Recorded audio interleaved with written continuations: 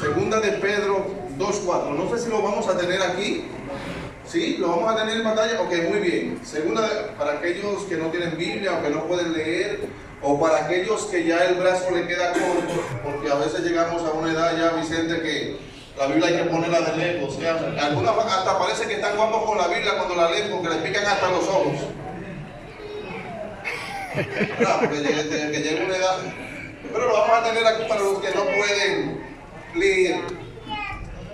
Segunda de Pedro 2:4 dice: porque si Dios no perdonó a los ángeles que pecaron, sino que arrojándolos al infierno, los entregó a prisiones de oscuridad para ser reservados ¿a qué? Al juicio. Al juicio.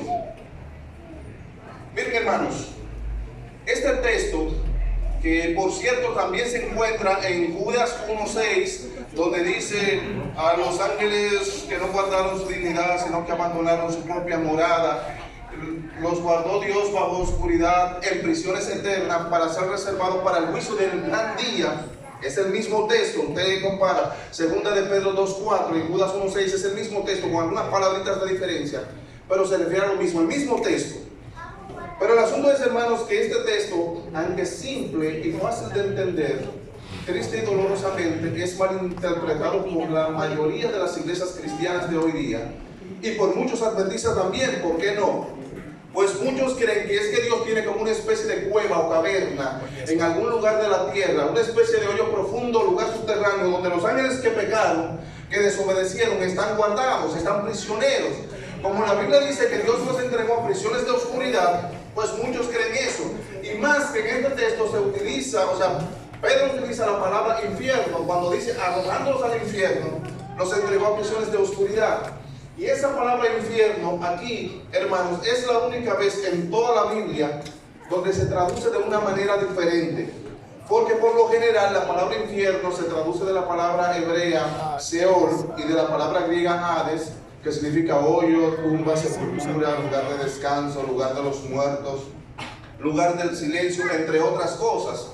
Y se traduce también comúnmente, sobre todo en el Nuevo Testamento, de la palabra griega Geena, Geinón, o Valle de los Hijos de Hinón, que era el vertedero que había en las afueras de Jerusalén, donde se echaban o se quemaban los desechos sólidos y se quemaban los cuerpos muertos de animales y de personas que eran conquistadas o rechazadas por la sociedad.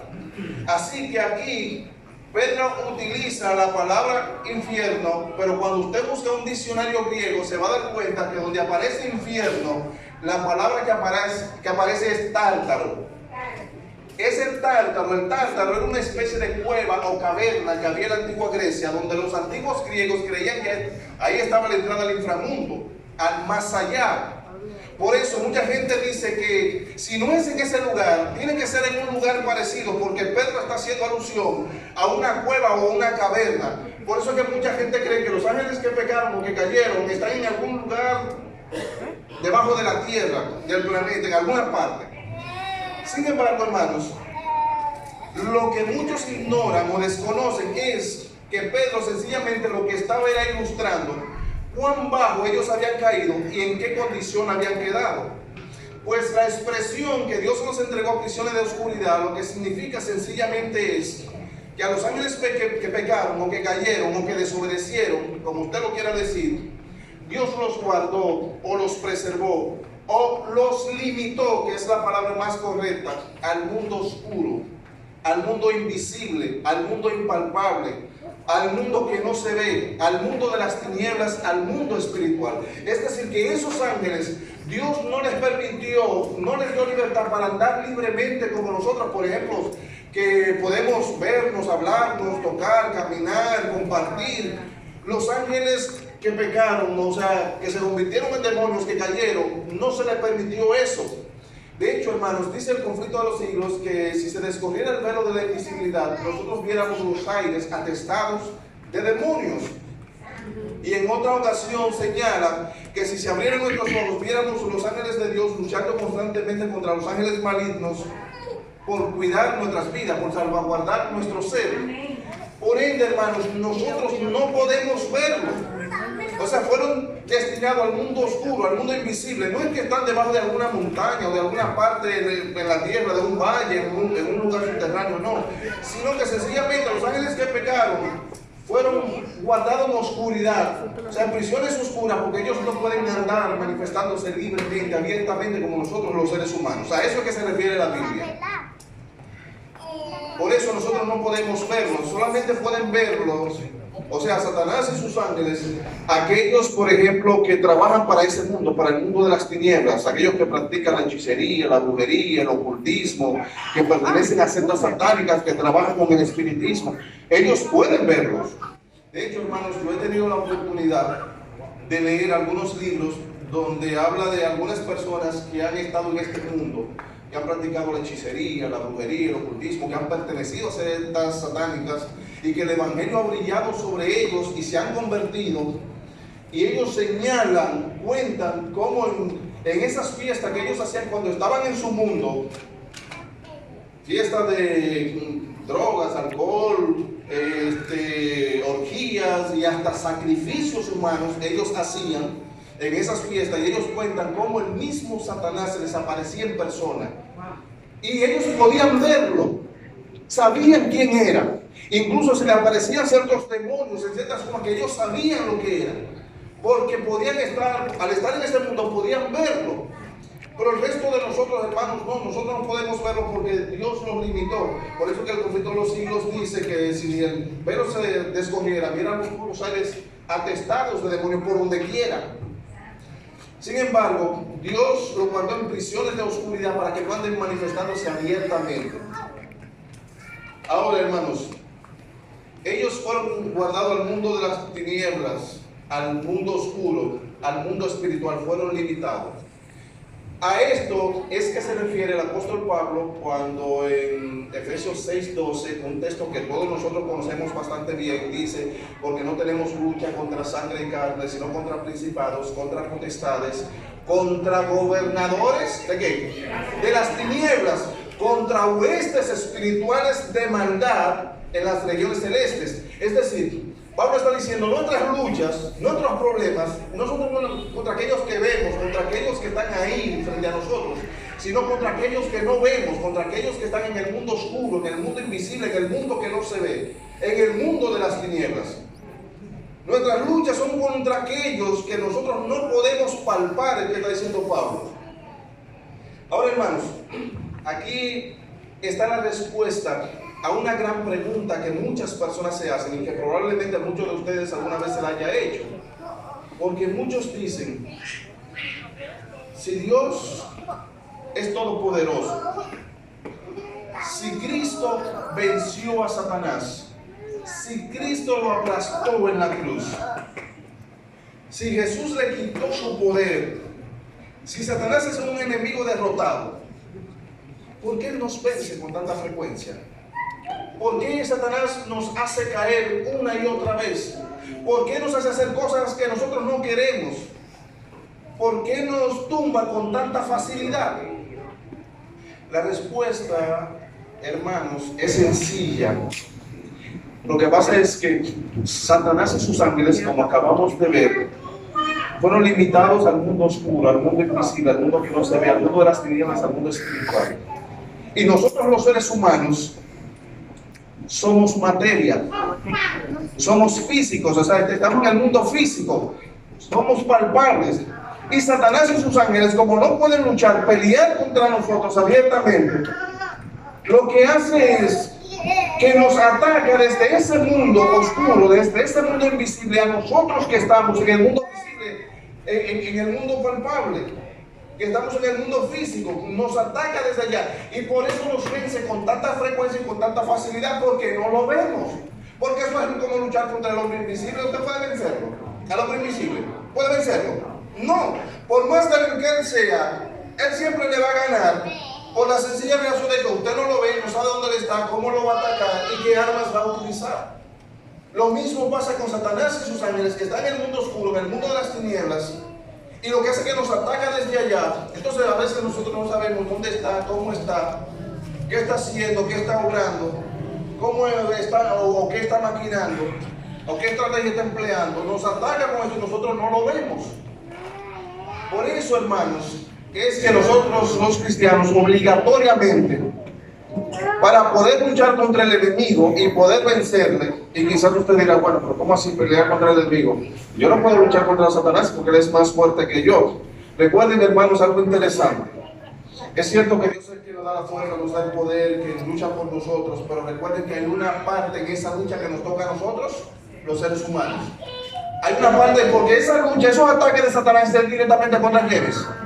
Contra nosotros. Recuerden que en el libro de Santiago, capítulo 4, versículo 4, la Biblia dice, versículo 7, someteos pues a Dios. ¿Resistid a quién? Al diablo. O sea, resístanlo. Miren, sométanse a Dios en primer lugar, pero resistan al diablo. Porque si usted va a resistir es porque usted está en la batalla, ¿sí o no? Así que resistan al diablo y él va a oír, pero resistan ustedes. De hecho, en primera de Timoteo, capítulo 6, versículo 12, Pablo habla de otra batalla, que es la batalla de la fe, porque Satanás lo que quiere es alejarnos de Dios para poder tumbarnos. Pero nosotros somos parte de esa batalla. Por ende, hermanos, para nosotros poder luchar contra el enemigo, obligatoriamente nosotros necesitamos estar no en su terreno, pero sí en el mundo espiritual. Para nosotros poder luchar contra el enemigo y poder vencerle, poder resistirle, necesitamos obligatoriamente estar en el mundo espiritual. ¿Y cómo nosotros entramos al mundo espiritual? ¿Y por qué hay que entrar al mundo espiritual? Es sencillo, hermanos. Lo que pasa es que cuando nosotros estamos en el mundo espiritual, porque usted, por ejemplo, somos físicos, te acabo de decir que somos físicos, somos materia. ¿Cómo entramos al mundo espiritual? Le voy a explicar ahora dentro de un momentito cómo, porque también es sencillo. Pero quiero en primer lugar decirle que cuando entramos al mundo espiritual, nuestras mentes se abren a otra dimensión.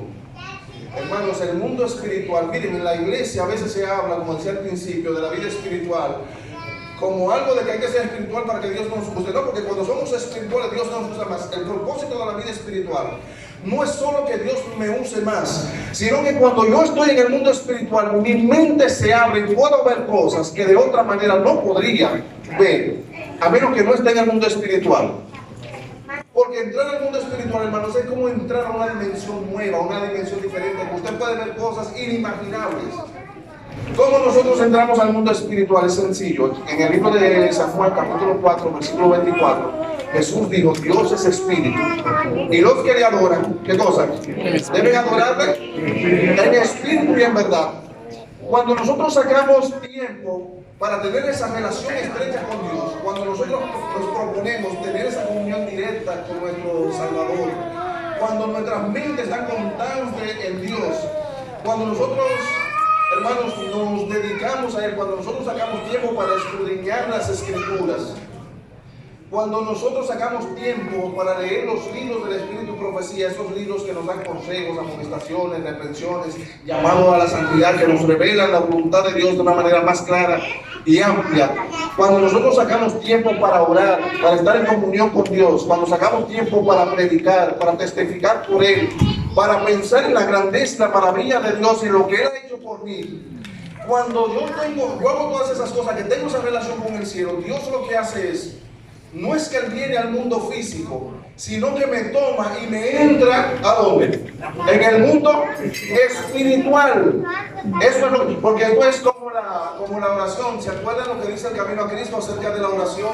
Que cuando oramos, Dios no desciende hasta nosotros, sino que nos eleva hacia su presencia. Lo mismo pasa en la vida espiritual, que cuando buscamos a Dios, estamos en esa relación íntima con Él, entonces Él me toma del mundo físico y me mete en el mundo espiritual. Amén. Y es ahí, hermanos, cuando nosotros podemos ver, porque nuestras mentes se abren, podemos ver dónde está Satanás, qué está haciendo, cómo está obrando, qué estrategia está empleando, qué armas está utilizando, cómo se está moviendo. Podemos ver todas las artimañas de Satanás cuando entramos al mundo espiritual, porque es el propósito de la vida espiritual. Y no solamente ver dónde está Satanás y cómo está orando y cómo nos quiere atacar y a quién está utilizando, sino que también nos permite ver dónde está Dios, qué está haciendo, cómo se está moviendo a mi favor, qué Él quiere que yo haga, cuál es su voluntad, dónde Él está. ¿A dónde Él quiere llevarme? ¿Qué Él quiere que yo haga? Yo me puedo dar cuenta de todas esas cosas. Porque a veces en la iglesia, hermanos, hay mucha gente que quiere saber cuál es la voluntad de Dios. E incluso a mí en lo particular, en muchas iglesias, me han preguntado algunos hermanos que cómo ellos se dan cuenta cuando algo viene de Dios. Me han dicho, hermano Rolando, ¿cómo yo me doy cuenta realmente cuando algo viene de Dios? Porque hay muchas cosas que a veces nos damos cuenta con el tiempo, por los resultados. Después que vemos, le digo, sí, mira, fue el mismo Dios, pero en el momento, ¿cómo usted se da cuenta? Yo siempre le digo, miren hermanos, no hay manera de usted darse cuenta cuando algo viene de Dios, a menos que usted tenga una relación con Cristo. Amén. A menos que usted tenga una relación viva con Él. ¿Por qué? Porque en el libro de 1 Corintios, capítulo 2, versículo 14, dice que lo espiritual se discierne espiritualmente. Y la Biblia dice que el Espíritu habla a nuestro espíritu, que somos hijos de Dios. O sea, hay que tener una relación estrecha con Él. Y cuando tenemos esa relación estrecha con Dios, no solamente podemos ver dónde está el enemigo y qué está haciendo, cómo se está moviendo, qué arma está utilizando, qué estrategia está empleando, sino que podemos ver también dónde está Dios, qué está haciendo, cómo se está moviendo a mi favor, dónde Él me quiere guiar, qué Él quiere que yo haga. Yo puedo ver todo.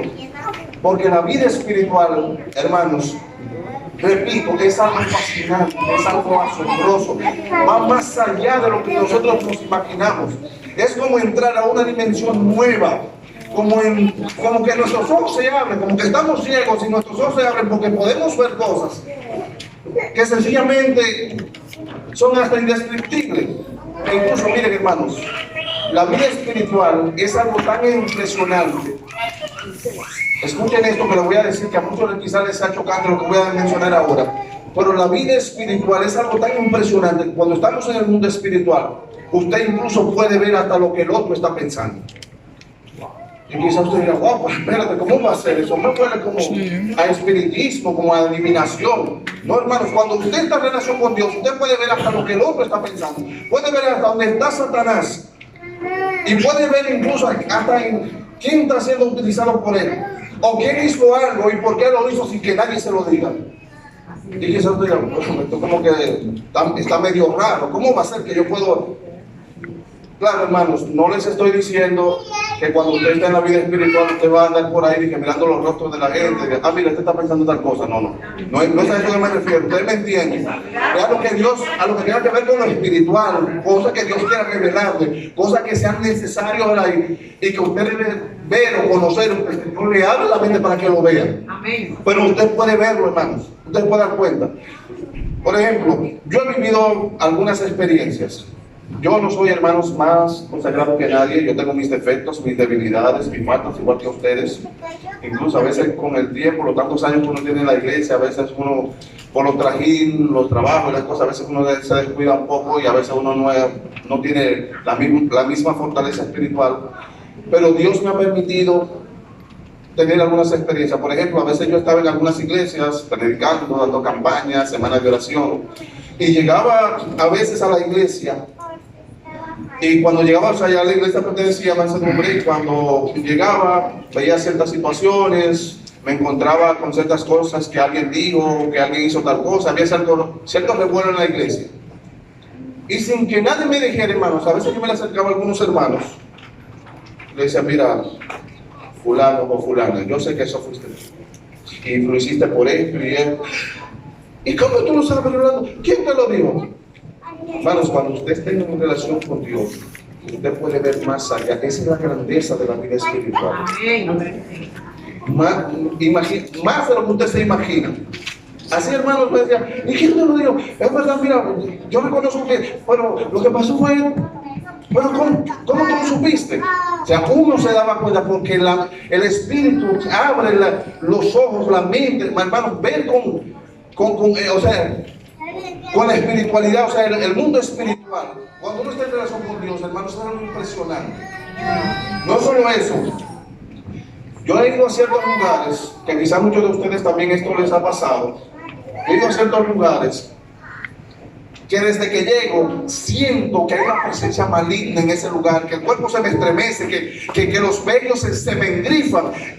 ¿Les ha pasado eso a alguien? Que usted siente como que hay algo malito, hay algo diabólico ahí. Usted dice, no, pero hay algo. Yo he ido a lugares que tengo que decirle a la gente, miren, vamos a orar, vamos a arrodillarnos.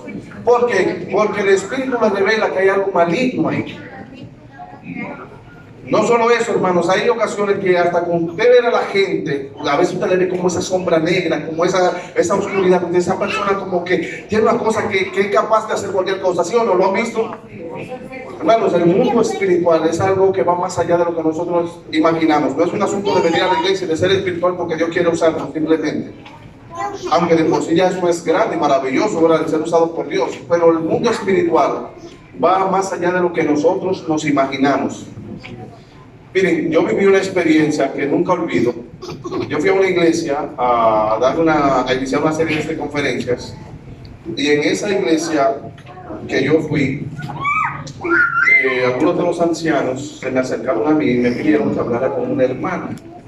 Esta hermana, cuando adolescente, por ejemplo, veo mucha gente aquí que conocí estando bien adolescente, bien chiquita, gloria a Dios por eso, y perseveran en la iglesia.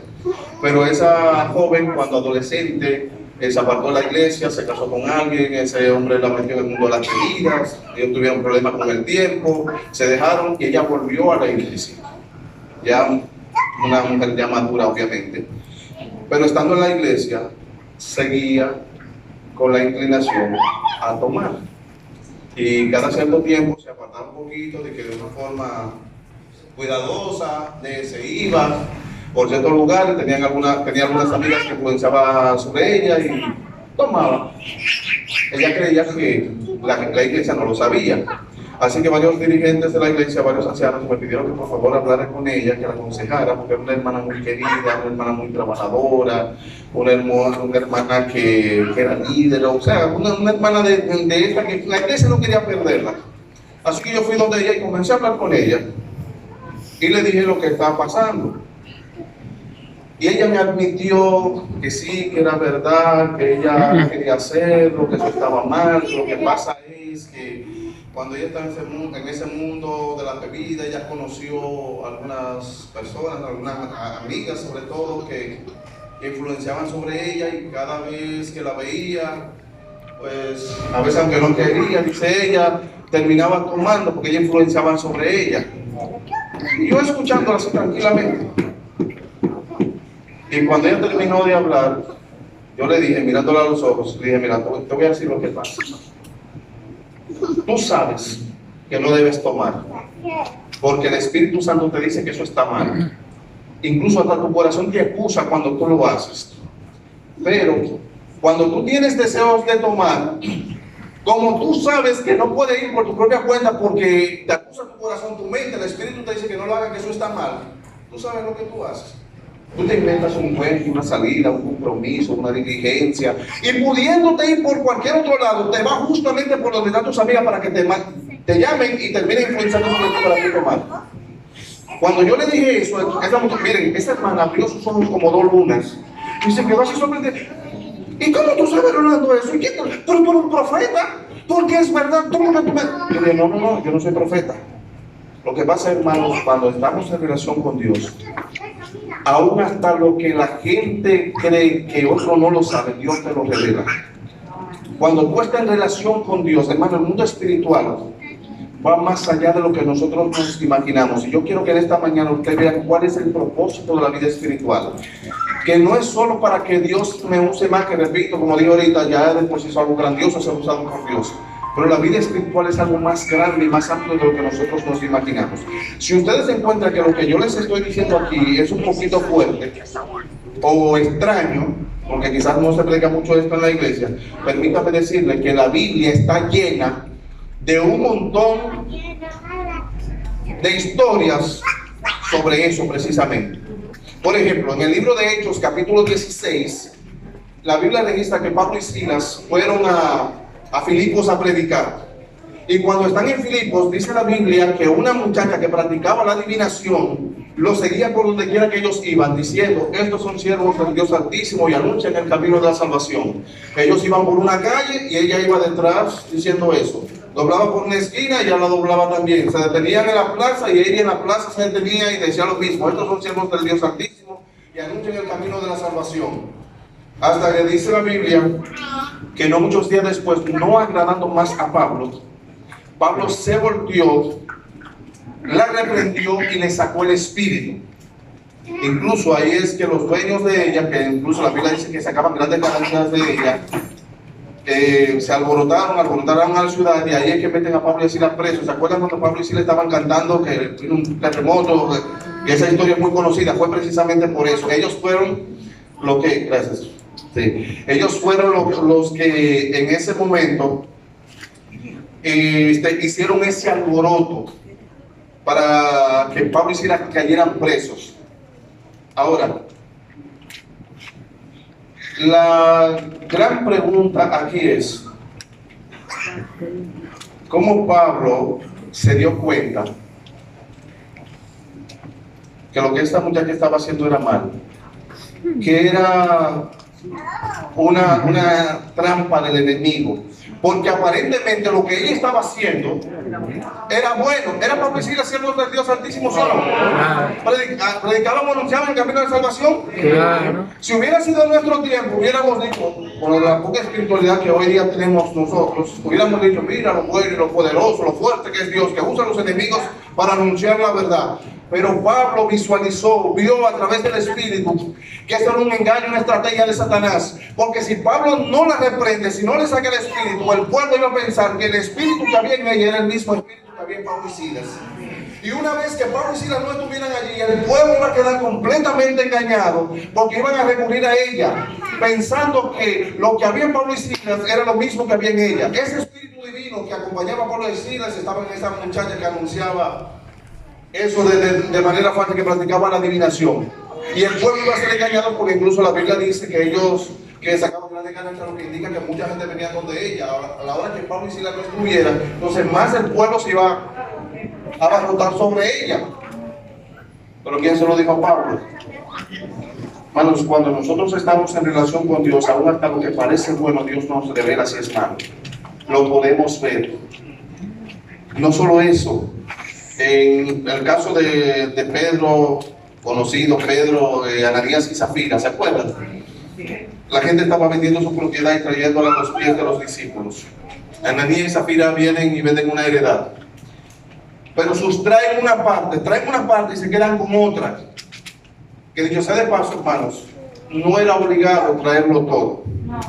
No había una ley entre los discípulos que decía que tú tenías que traerle el importe completo. No, ellos pudieron haber dicho, mira, vendimos la heredad en 200 denarios, pero solamente podemos colaborar con 100, porque tenemos un compromiso, o con 150, necesitamos 50 porque tenemos que resolver. Y no había problema, hermanos. El asunto es que ellos venden y hacen creer que están trayendo todo como los demás. Por eso que Pedro le dice en el versículo 3 del capítulo 5 de Hechos, Ananías, ¿por qué Satanás llenó tu corazón para que mintiese al Espíritu Santo y sustrajese del precio de la heredad? Incluso le dice, no has vendido a los hombres, sino a quién, a Dios. Porque eso fue lo que ellos hicieron.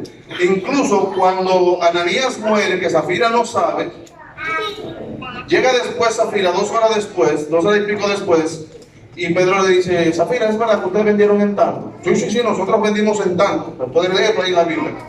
Y Pedro le dice, mira, ahí en la puerta están los pies de los jóvenes que sacaron a tu esposo y que van a sacar a ti ahora.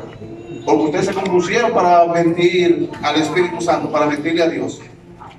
Pero la pregunta es, hermanos, ¿cómo Pedro se da cuenta? Se supone que eso era un asunto personal de ellos dos. ¿Quién le dijo a Pedro que ellos habían sustraído del precio? ¿Quién?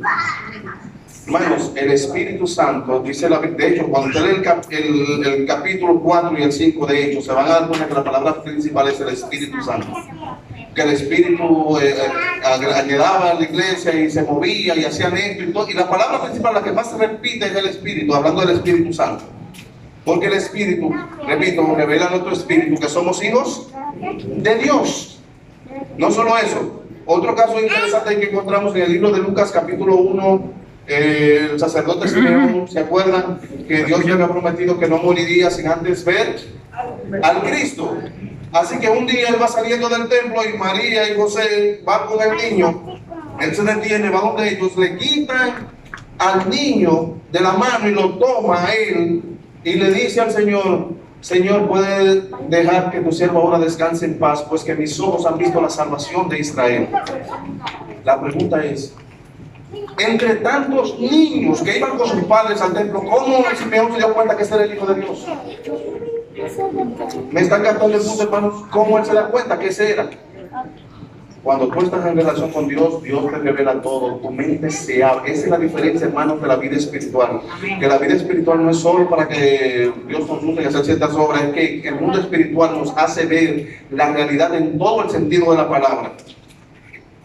Un último caso que quiero mencionar, y que para mí, hermanos, es uno de los más, hay muchos casos en la Biblia, pero para mí uno de los más asombrosos e impresionantes que tienen las Sagradas Escrituras es el caso de Eliseo y su siervo. Segunda de Reyes, capítulo 6, dice que los asirios querían destruir al pueblo de Dios, o sea, a los israelitas, y le tendían emboscadas por donde quiera. Y cada vez que tendían una emboscada, Israel no pasaba por allí. Y le tendían una trampa allí, Israel no pasaba. Y otra por tal y no pasaba. Hasta que el rey, como que se molesta, llama a todos sus séquitos y le dice: vengan acá, vengan acá. Dígame, ¿quién de ustedes es el rey de Israel? Así mismo dice la Biblia. ¿Quién de ustedes es el rey de Israel? O sea, en otras palabras, ¿quién es el espía? ¿Quién es el que le va a contar a él? ¿Quién es? Dígame. Porque no podía nunca hacerle nada. ¿Quién de ustedes?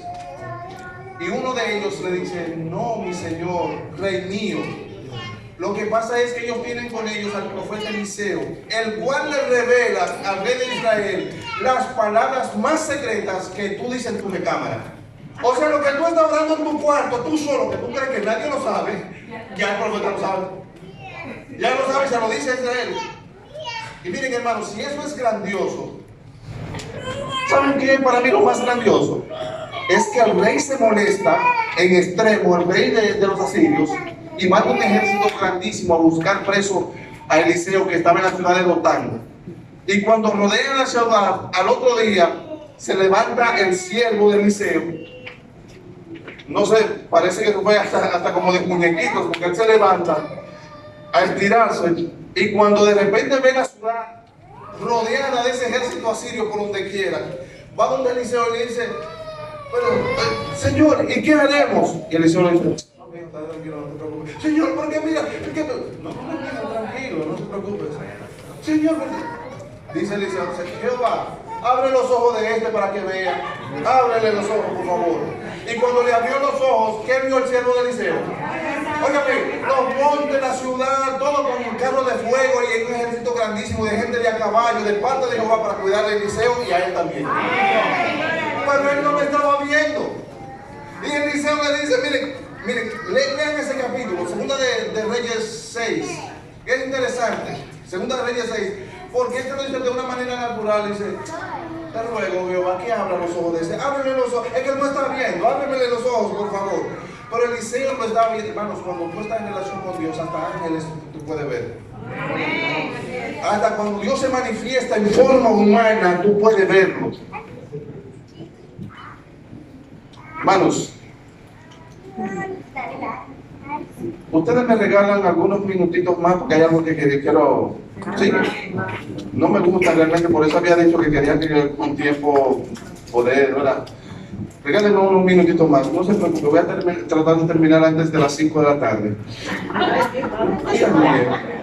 Pero 5 o 10 minutos más es antes de las 5 de la tarde. Miren, el asunto es un caso ahí interesante. Voy a tratar de terminar lo más pronto posible. Miren, un asunto interesante también es el caso de Jesús. Jesús le dice a los discípulos que van a ir a Jerusalén y él va a ser entregado a manos de los ancianos y los príncipes del pueblo, y va a ser muerto, escupido, ofendido, en fin, que él va a morir. Dice la Biblia que Pedro lo toma aparte y le dice: Señor, no, de ninguna manera esto te acontezca. Y dice la Biblia que cuando le dice eso a Jesús, Jesús le dijo: apártate de mí, que exacto, porque no ve las cosas de Dios, sino las cosas de los hombres. Ahora yo les pregunto, hermanos, ¿a quién fue que Jesús le dijo eso? ¿A Pedro? No. Él vio a Satanás usando a Pedro en ese momento. Se dio cuenta Porque hermanos, incluso lo que Pedro estaba haciendo era bueno también, ¿sí o no? Porque Pedro estaba condescendiendo con él. Ay, Señor, mira, ten compasión de ti mismo, que ninguna cosa de esa te acontezca. Se estaba humanizando con él. Bueno, aún así, Jesús vio que era Pedro, que era Satanás que estaba usando a Pedro porque quería como desanimarlo para que no muriera. Y en la muerte de Cristo era la que estaba la salvación del hombre. ¿Me dio a entender? Entonces, él no ve y dice, apártate de mí, Satanás, porque tú no ves la cosa de Dios, sino la de los hombres. O sea, es a Satanás. Y déjeme decir una cosa, hermanos, eso no es que porque era el Hijo de Dios.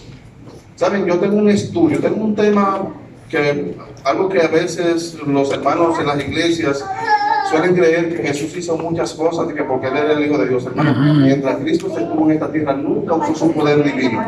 Aún esas, ¿saben por qué Cristo nunca usó su poder divino? Porque si Cristo, si ustedes me muestran a mí o cualquier persona que mientras Cristo estuvo en la tierra usó su poder divino, eso significa una cosa sencillamente, que todos los que estamos en la iglesia estamos perdidos. ¿Por qué? Porque ni Jesús pudo soportar estando en la tierra que tuvo que recurrir a su poder divino. En cambio, la Biblia enseña que Jesús vino a enseñarnos a vivir una vida de dependencia de Dios. De hecho, Jesús dijo, yo no hago nada por mí mismo, sino que el Padre que mora en mí, Él hace las obras. O sea, ese es lo que usted... Y por ejemplo, que en otra cosa dijo, miren, cosas de las que yo hice, ustedes van a ser mayores. Porque era el Padre que la hacía a través de Él. O sea, Jesús vino a enseñarnos a vivir una vida de dependencia del Padre. Jesús sacaba tiempo para orar, para pasar noches enteras, para predicar su palabra, para estar en comunión con el cielo. Lo mismo que tenemos que hacer tú y yo. O sea, esas cosas que Jesús hacía, no es, por más grande que tú lo veas, no era porque era el Hijo de Dios, era porque Él dependía del Padre. Y el Padre lo hacía a través de Él. Lo que podemos hacer también nosotros hoy día. El asunto es, hermanos, que Jesús se da cuenta que Satanás es quien está usando a Pedro. Y Jesús se da cuenta, obviamente.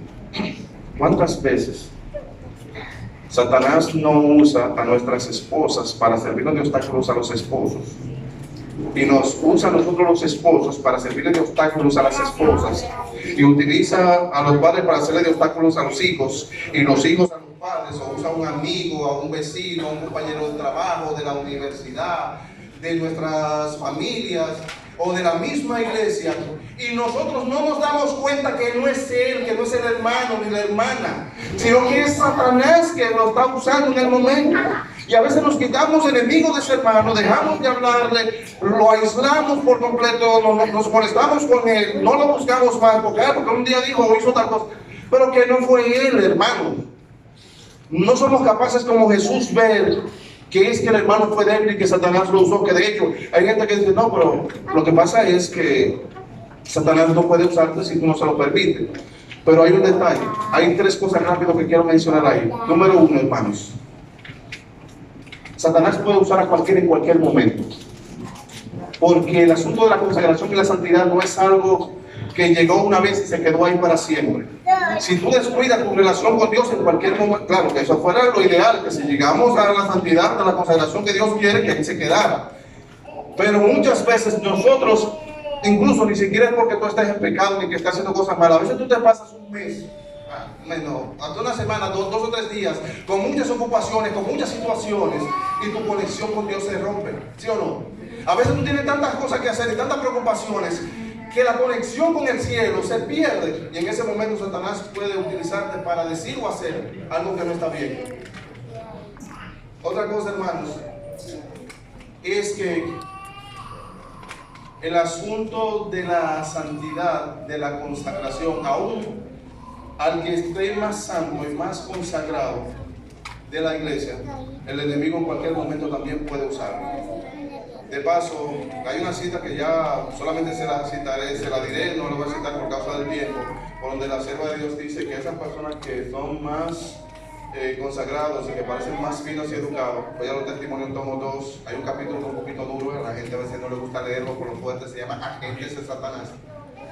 Y dice que a esa gente fina y educada, y incluso que él procura usar más a esas personas porque son las que tienen mayor resultado, porque mayor influencia y por ende mayor resultado, porque a veces cuando un hermanito sencillo, simple, humilde, usted no le da mucha importancia, pero cuando es un líder de la iglesia, cuando es alguien que se ve que es muy consagrado, pues causa más revuelo y más asunto. Y de paso, hermanos, hay muchos a veces en la iglesia que cuando hay una situación, algún inconveniente, dicen, no, yo sé que eso no fue ni fulano ni fulano, porque como son conocidos que son hermanitos, quizás van a ser un poquito consagrados. No, que yo sé que eso no fue ni fulano ni fulano. Mire, hermano, Satanás puede usar hasta el más bonito de la iglesia. En cualquier momento, puede usarlo.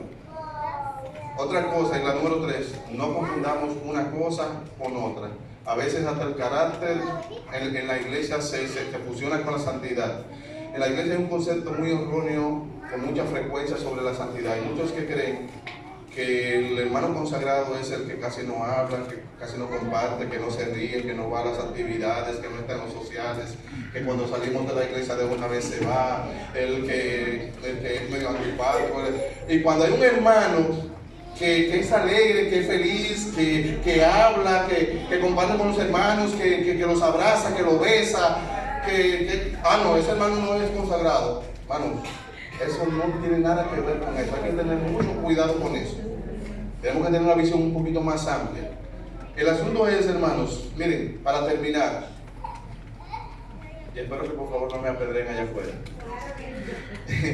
Miren, hermanos, ¿por qué yo les estoy hablando de esto? ¿Y por qué quiero señalarles la gran importancia que tiene la vida espiritual? ¿Saben por qué, hermanos? Miren, el conflicto de los siglos dice que cuando Satanás no pudo detener a la iglesia con las persecuciones, la hoguera, la guillotina, ya la muerte, el destierro, comenzó a atacar la iglesia desde adentro. ¿Desde dónde? Desde adentro. Esto es escrito por en varios lugares.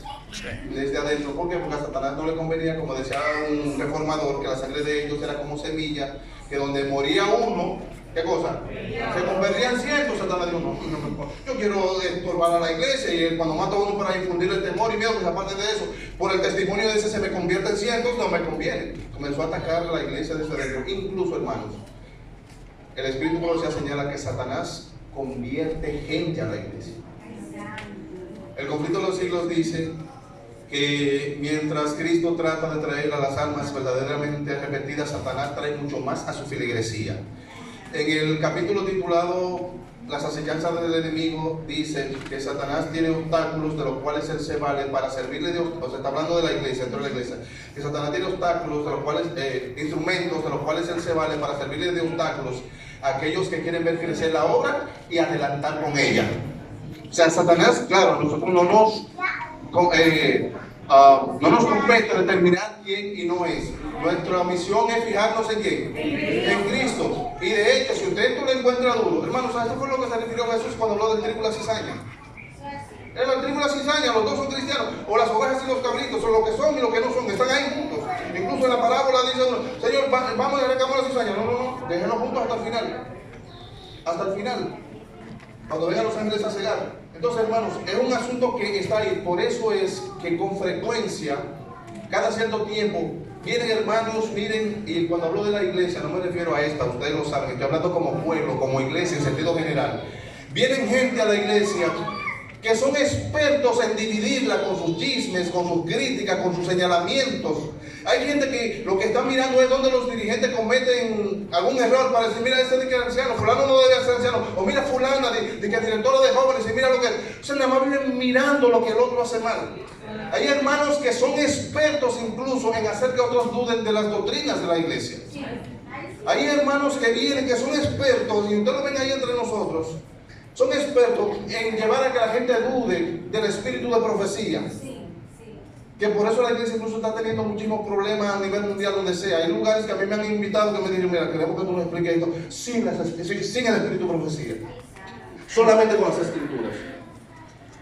O sea, hay muchas cosas que vienen, que se dan. Por ende, hermanos, la misión nuestra es poner nuestros ojos en Dios. No duden nunca de que este es el pueblo de Dios, este es el pueblo de Dios. Recuerden que Jesús dijo que el trigo y la cizaña van a durar hasta el final.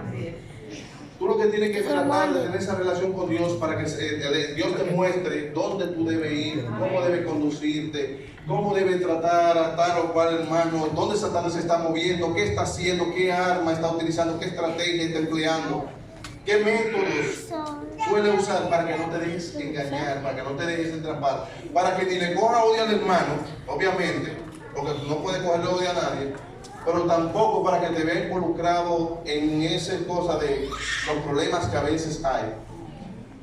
Hermanos, yo quiero detenerme aquí a ver unas cuantas cosas más, pero ya el tiempo hace rato que se fue. Les pido disculpas realmente, pero aquí está la importancia, termino con esto, aquí está la importancia de la vida espiritual. La vida espiritual no es solo para que Dios me use más, sino para yo ver dónde está el enemigo, qué le está haciendo, cómo se está moviendo, cómo está actuando, qué cosa está empleando, a quién está utilizando, de qué manera él se está disfrazando, y también a la vez yo puedo ver dónde está Dios, qué está haciendo, cómo se mueve en mi favor, cuál es su voluntad para conmigo, qué Él quiere que yo haga, dónde ver, cómo ver, porque Él me enseña y ve a ver dónde está el enemigo haciendo algo que nos puede hacer daño, y en fin, nosotros poder encontrarnos entre aquellos que sean vencedores en Cristo Jesús. Cuando algunos levantan la mano, pero ya el tiempo no quiero. De una vez, hermano. ¿Eh? De una vez. La iglesia adventista no predica el Espíritu. Creemos en el Espíritu Santo. Sí. No que yo veo demonios, ni que entre la demonio, ni nada para el Espíritu. Y una vida espiritual es cuando yo obedezco de manera reverente a mi Dios. Amén. Y cuando con respeto yo predico este evangelio. La iglesia adventista no tiene la doctrina, eso del espiritismo, hermano mío. Tengamos mucho cuidado, por favor. Y cuando hablemos del Espíritu Santo, el Señor nos usa como puede usar a cualquiera. Pero aquí no se habla de espiritismo que llegó el demonio, que va el demonio allá. Aquí no se usa eso en la iglesia adventista, por favor. Una pregunta, hermanos, como iglesia, ¿ustedes entendieron lo que yo predicaba? Amén, amén. Porque en ningún momento yo hablé de que, y de hecho, hermanos, aún hasta Jesús se dio cuenta cuando fue un endemoniado. Jesús veía demonios. Eso no es espiritismo. Eso no es espiritismo. Bueno, el asunto es, hermanos, que la Biblia es clara. Cuando tú estás en comunión y en relación con Dios, tú puedes ver hasta dónde. Porque si tú tienes un enemigo y no sabes ni siquiera dónde está y cómo te está atacando, fácilmente te va a tumbar. ¿Entiendes? Así que, hermanos, el asunto es que escudriñemos las Escrituras. Dios abre nuestras mentes, Dios nos permite ver muchas cosas. De hecho, hermanos, yo tengo citas, perdón, este es solo un minutito. Yo tengo citas, por ejemplo, aún de cosas que vio Jesús. Por ejemplo, cuando Jesús le dijo a Pedro, cuando estaban cobrando el impuesto, mira, vete al mar, tira un anzuelo y tú vas a encontrar un pez que tiene. ¿Y cómo vio Jesús eso? No solo eso, cuando Jesús, en la Santa Cena, Jesús le dijo a los discípulos, a todos sus discípulos, miren, vayan a tal ciudad, al entrar ustedes van a encontrar un hombre que lleva un cántaro. Ustedes lo sigan y díganle, así dice el maestro, no te de preparar la Pascua con mis discípulos. ¿Cómo lo vio Jesús? Cuando los discípulos no podían pescar, que no tenían nada, Jesús les dijo, no, mire, que ahí no tienen la red, tiren en ese lugar, que ahí es que están los peces. Y cuando ellos la tiraron, ¿qué pasó? Había tantos peces que la red se qué. ¿Cómo Jesús lo vio? Ay, porque él era el Hijo de Dios. No era porque el Hijo de Dios, él no usó su poder divino cuando estuvo en esta tierra.